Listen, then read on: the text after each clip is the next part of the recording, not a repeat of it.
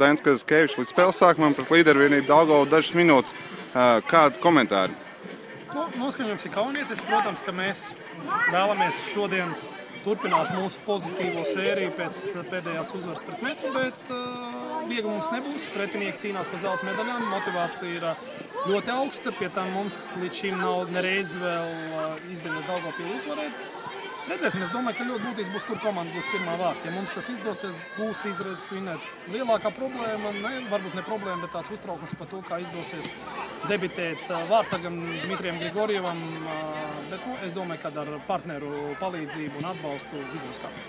Kā motivēs komanda? Kas būs pēdējie vārdi, ko teiks, ejot no ģērbtuves ārā?